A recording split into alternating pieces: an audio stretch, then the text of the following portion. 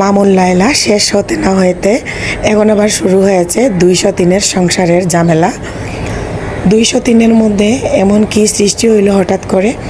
বাংলাদেশের মালেক পরিবার হতে চেয়েছিল 2 বউ বিয়ে করে। এর আগেও শুনেছিলাম একটা বিয়ে করেছিল এই বেডা।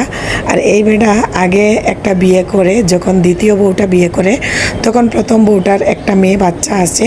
সেই মেয়েটাকে সহ এই দ্বিতীয় বউটা বিয়ে করার পরে দ্বিতীয় বউয়ের চক্রান্ত করে প্রথম বউটাকে ডিভোর্স করাই দিয়েছে। এখন ছোটো বউটাকেও আবার বিয়ে করাইছিল ভাইরাল হওয়ার জন্য, মালেক পরিবার গড়ার জন্য। যখন ভাইরাল হয়ে গেছে, টাকা পয়সা ইনকাম হয়ে গেছে, এখন ছোটো বউটাকে ডিভোর্স করাইয়ে সে নিজে বিন্দাস হয়ে স্বামীকে নিয়ে এনজয় করতেছে কক্সবাজার যায়। এই মহিলাটা এতটা শয়তান, এটা আমি আগে থেকেই একটু ভাবছিলাম। এদের ভিডিও যখন থেকেই দেখতাম যে ওরা দ্বিতীয় বিয়ে করতেছে ওর হাজব্যান্ড, এবং তাদের পরিবারের যখন দ্বিতীয় বিয়ে করে যখন প্রথম বউটাকে ডিভোর্স করে দেয়, দ্বিতীয় বউটা আবার 3 নম্বর বিয়ে করায় ওর হাজব্যান্ডকে।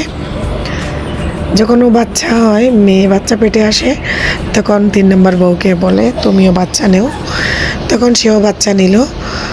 দ্বিতীয় বউয়ের হইলো আবারও মেয়ে বাচ্চা, এবং তৃতীয় বউ সেটা রয়েছে ছেলে বাচ্চা। ছেলে বাচ্চাটা হওয়ায় হিংসায় আর কাজ করে না।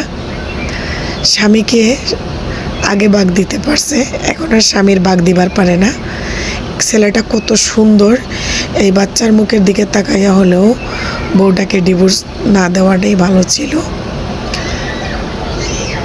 মেয়েটা নাকি গার্মেন্টসে চাকরি করতো। যাই করুক, সে তো চাকরি করতো, চুরি করতো না, কাজ করে খাইতো। এখন চলে গেছে, তার উপর কত ধরনের নাটক, কত বাহানা বলা হচ্ছে।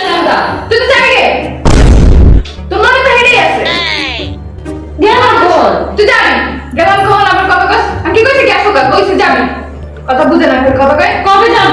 যাবি তো তুই আবার কই যা? তুই কিছু কইতাছ না কে? আমি কি কমু? আমি যাবো না কখন? জীবনের প্রথম গান গাইতেছিল দেখে নিয়ে ভিডিওটা রেকর্ড দিলাম। কিসের গান? আমার সব কিছু শেষ করে দিছ।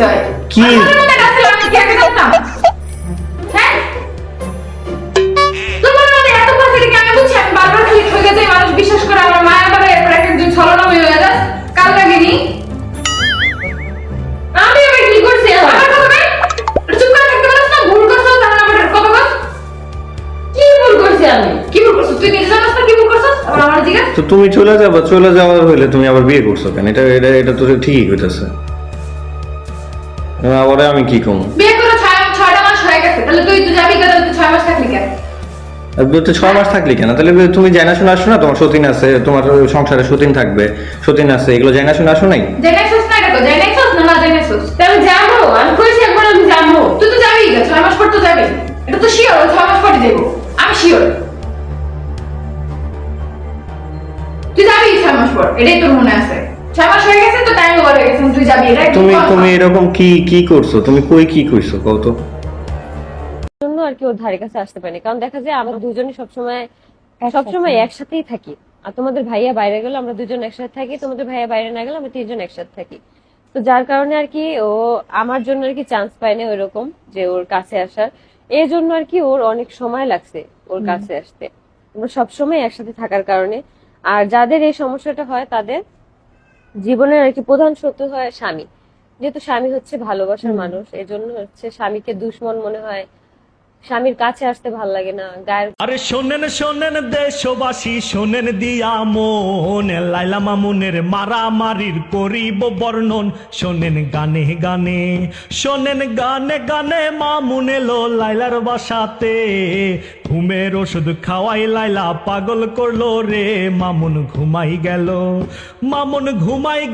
মামুনের ফোনের সকল ভিডিও পার করে নেই লাইলা, জানে না কে এবার সকাল হলো, এবার সকাল হলে লাইলা খালা বলে মামুন রে আমার টাকা খাওয়াইছিস তুই অন্য মেয়েরে, ভিডিও আমার কাছে, ভিডিও আমার কাছে একটু পরে ভাইরাল করব রে, কত কিছু করছিস তুই দেখবে মানুষে, মামুন সেইটা গেল।